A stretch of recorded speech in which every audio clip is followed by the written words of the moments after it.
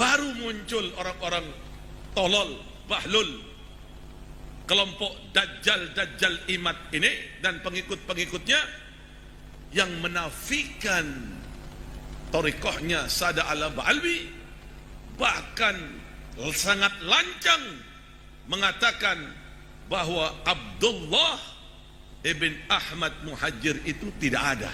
Tidaklah menceritakan, tidaklah mereportase adanya hijrahnya Ubaidillah atau ayahnya Ahmad bin Isa ke Yaman.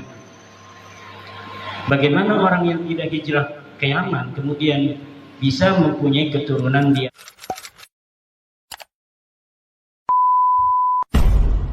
Kelompok dajjal imat ini dan pengikut-pengikutnya yang menafikan thariqahnya Sada Al-Ba'alwi, bahkan sangat lancang mengatakan bahwa Abdullah ibn Ahmad Muhajir itu tidak ada.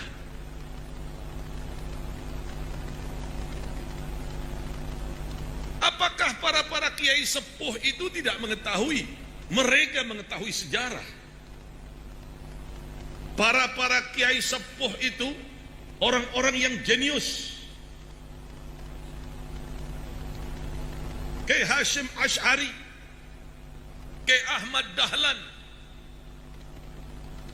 Kiai Hamid, Kiai Holil Bangkalan, Kiai Alawi, Kiai Hasan Ginggung. Mereka adalah ulama-ulama yang berpikiran jenius. Mereka bukan tidak tahu nasab, tahu.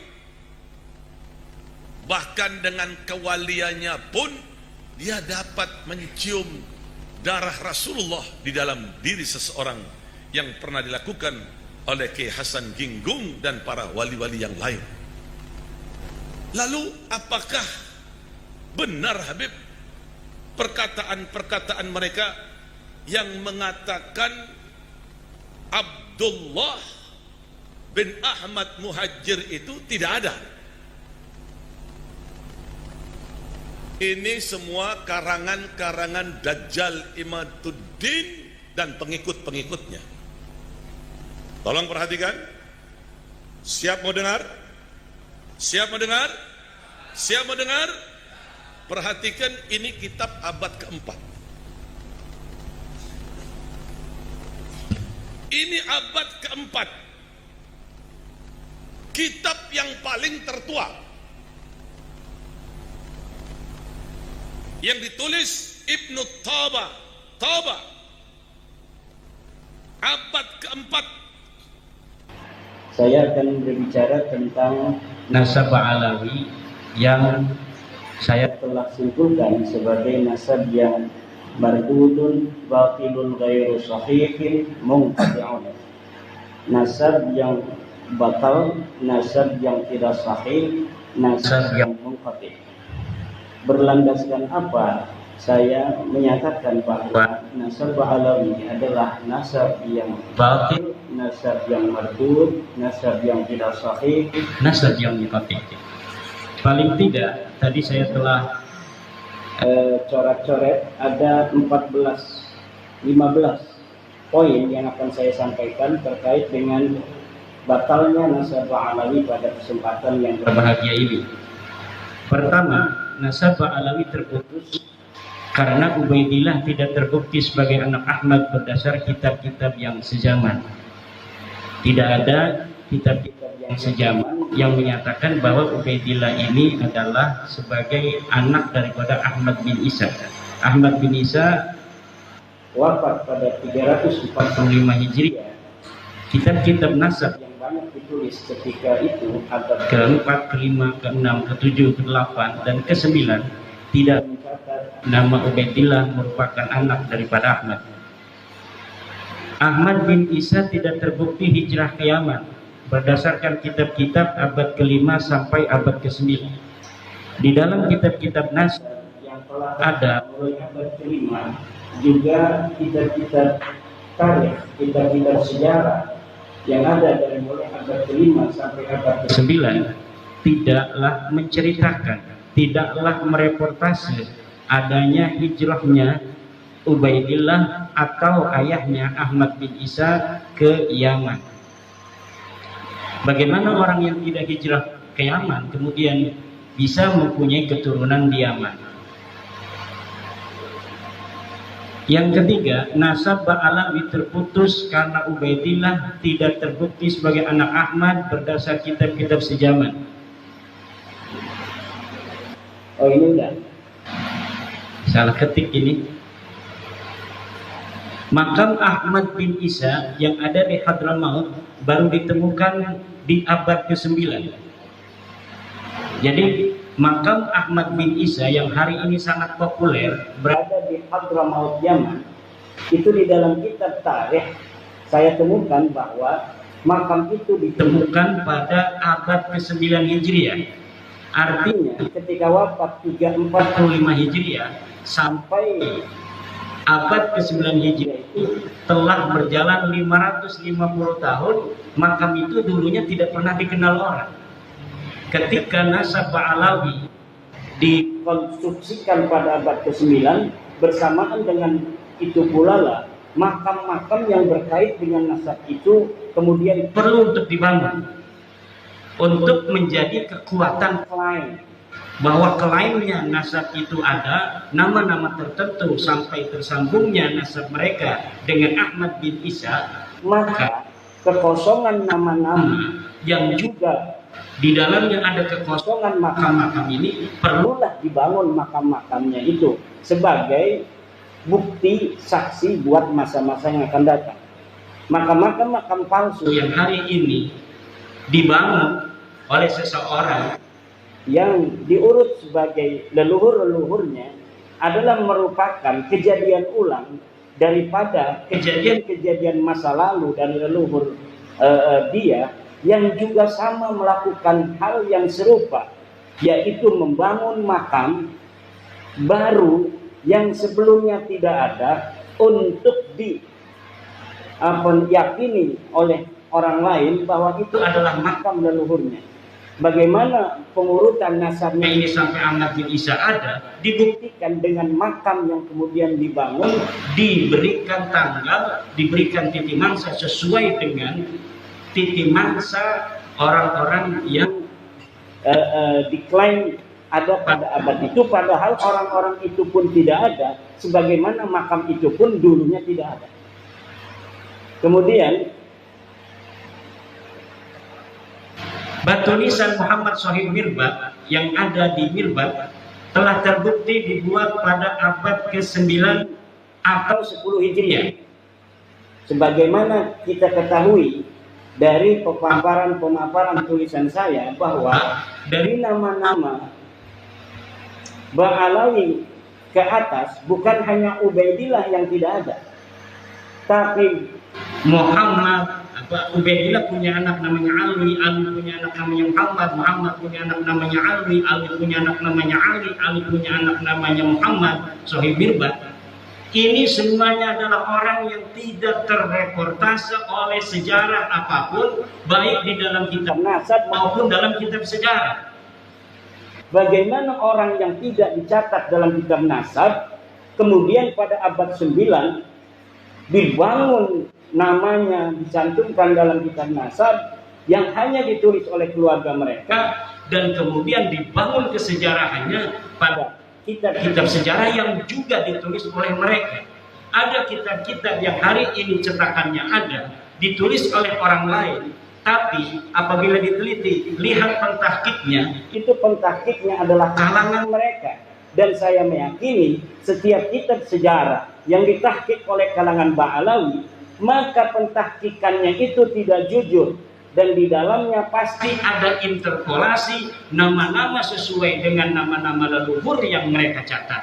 Kenapa? Karena nama leluhur mereka tidak tercatat dalam kitab sejarah, maka mereka merasa perlu untuk mencari manuskrip kuno, kemudian manuskrip kuno ini ditahkik olehnya, kemudian disisipi nama-nama dari keluarga mereka, dan ini dapat dipertanggungjawabkan. karena saya telah meneliti beberapa pentahkikan dari kalangan mereka tentang kitab-kitab tarikh Hadramaut, tarikh San'a dan yang mengitarinya.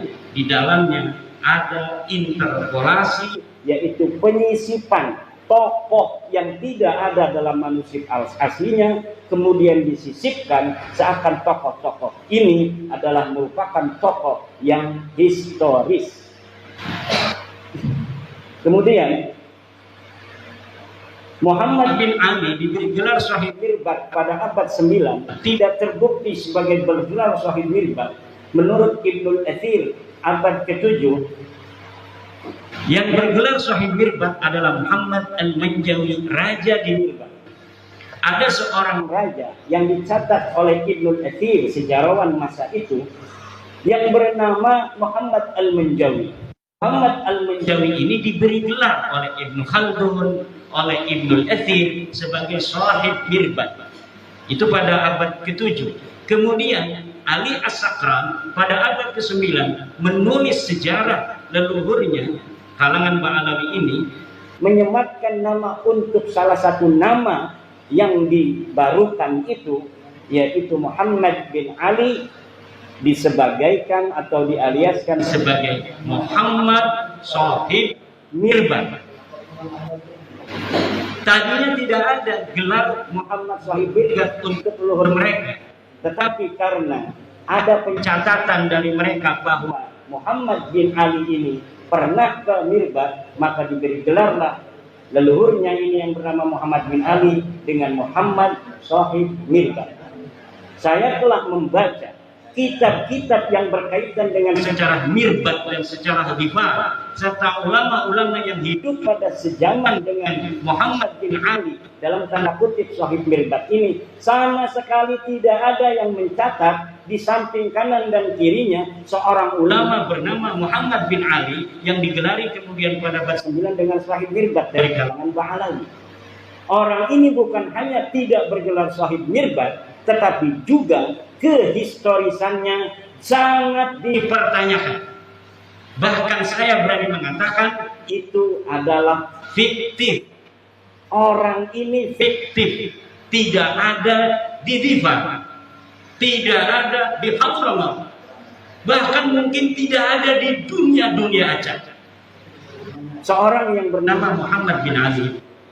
Lalu bagaimana mereka punya leluhur? Ya jelas mereka punya leluhur. Lalu leluhurnya siapa? Ya saya tidak tahu. Apakah namanya Muhammad bin Ali? Ya bisa jadi. Tapi yang jelas bukan Muhammad bin Ali yang hari ini kita kenal kesejarahannya sedemikian itu. Lalu bagaimana kok bisa begitu banyak kitab-kitab yang mencatat kesejarahannya hari ini? Bisa ratusan kitab tentang Shahid Mirbat. Bahkan orang Mirbat sendiri hari ini, sejarawan Mirbat, lihat, apabila mereka menceritakan tentang Shahid Mirbat, mereka belum sadar kalau mereka mencatat nama seorang yang tidak ada pada zamannya. Hebatnya ini Muhammad Shahid Mirbat. Dan saya kalau dipertemukan dengan sejarawan Mirbat, sejarawan Difar, saya yakin orang Difar dan orang Mirbat sejarawannya itu akan langsung sadar kalau sudah bertemu dengan saya. Apabila saya berikan algoritma dari sosok Shahid Mirbat ini, sejarawan Difar, sejarawan Mirbat, sejarawan Hadramaut akan langsung sadar bahwa ada masalah dalam kesejarahan, terutama kesejarahan nasab daripada sadah-sadah mereka ini, terutama yang berkaitan dengan klaim glorifikasi dari keluarga Ba'alawi dalam ilmu pengetahuan, dalam tasawuf, dan dalam peran-peran kesejarahannya di masa itu yang berkaitan dengan politik, sosial, dan sebagainya. Bahkan saya sekarang sedang mencari orang yang bisa mempertemukan saya dengan para pakar-pakar sejarah di Yaman agar mereka tercerahkan. Yang saya ingin ketemukan adalah para pakar-pakar sejarawan yang tidak ada kaitan dengan Ba'alawi, yang insya Allah apabila dia itu bisa bertemu, maka itu akan langsung gampang sadar daripada orang-orang yang mempunyai subjektivitas dengan kalangan Ba'alawi. Dan saya meyakini itu.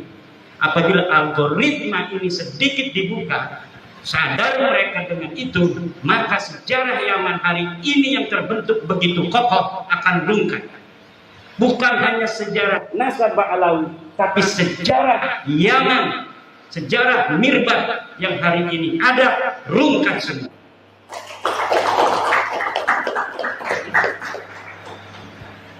Kemudian Abdullah bin Shahid Mirbat yang tercatat dalam kitab Al-Durar abad 10 sebagai anak Shahid Mirbat yang mendapat ijazah dari Muhammad Al-Qala'i adalah fiktif. Saya telah menelusuri kisah-kisah seseorang yang bernama Abdullah yang disebut sebagai anak Muhammad Shahid Mirbat, yang disebut mendapatkan ijazah dari seorang ulama besar yang tercatat dalam kitab apapun, bukan hanya dalam kitab sejarah, tapi dalam kitab fikih, dalam kitab-kitab yang lainnya, yang bernama Muhammad bin Ali Al-Qala'i. Muhammad bin Ali Al-Qala'i seorang ulama besar di Mirbat yang hidup sejaman dengan tokoh fiktif Muhammad Shahid Mirbat. Ini dikatakan dia memberikan ijazah kepada seseorang bernama Abdullah Syarif Abdullah. Kemudian Syarif Abdullah ini disebutkan sebagai anak daripada Muhammad Shahid Mirbat Ba'alawi. Saya meyakini nama ini bukan untuk Abdullah bin Muhammad Shahid Mirbat.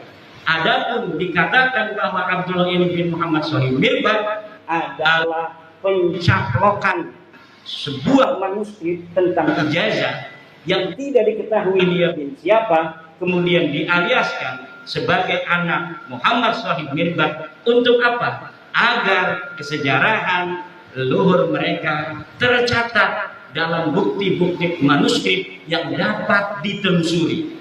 Yang dapat ditelusuri nama Abdullah karena dia mendapatkan ijazah. Tetapi Abdullah ini tidak diketahui siapa ini Abdullah. Dikatakan bahwa Abdullah ini adalah anak Muhammad Shahid Mirbat. Muhammad Shahid Mirbat di mana? Fiktif. Tidak ada Muhammad Shahid Mirbat yang bernama Muhammad bin Ali Ba'alawi. Muhammad bin Ali Ba'alawi atau disebut juga Muhammad bin Ali Khalifah. Saya dapat menyatakan dengan tegas bahwa orang ini fiktif. Tidak ada ulama tarikh yang menulis kesejarahan tokoh ini. Tidak ada ulama nasab yang mu'tamadah, yang bisa dipegang keulamaannya dalam ilmu nasab, yang mencatat seseorang bernama Muhammad bin Ali yang hidup sezaman dengan Muhammad bin Ali Al-Qala'i. Kemudian jadi yang terdapat dalam kitab As-Suluk tidak terbukti sebagai saudara dari Alwi. Jadi ada kitab sejarah yang kitab sejarah ini adalah mu'tamadah yang bisa dijadikan pegangan untuk sejarah Yaman. Disebutkan ada seorang bernama Jadid yang disebut seorang syarif. Lalu keluarga Ba'alawi pada abad 9 mengatakan bahwa Jadid ini adalah saudara dari leluhur mereka yang bernama Alwi. Dengan demikian, kekosongan kesejarahan mereka dalam kitab-kitab tarikh itu mudah-mudahan menurut mereka bisa terpenuhi dengan adanya nama Jadid yang dicatat dalam kitab As-Suluk. Bagaimana caranya? Dengan mengakui Jadid ini sebagai saudara dari leluhur mereka yang bernama Alwi. Dan ini pun nanti akan terjadi pada seorang ulama bernama Salim bin Basri, yang kemudian Salim bin Basri ini yang tercatat dalam kitab-kitab sejarah itu diambil namanya, dialiaskan bapaknya yang bernama Basri sebagai saudara daripada Alwi. Jadi dari sini ngambil supaya kuat. Ternyata yang diambil ini polanya sama. Setelah diambil namanya sebagai bagian dari keluarga mereka, lihat hari ini dalam kitab Syamsul Dhahirah, orang-orang yang tercatat dalam sejarah ini diingkiratkan, dikatakan bahwa mereka tidak mempunyai keturunan. Nama Abdullah bin Shahid Mirbat inqarada, tidak punya keturunan. Lihat Jadid inqarada fi al-qarnis fi akhir qarnis sitti, dia ingkirat di akhir abad 6. Kemudian lihat Salim bin Basri, demikian pula dikatakan bahwa keturunannya Inqirad pada akhir abad ke-6.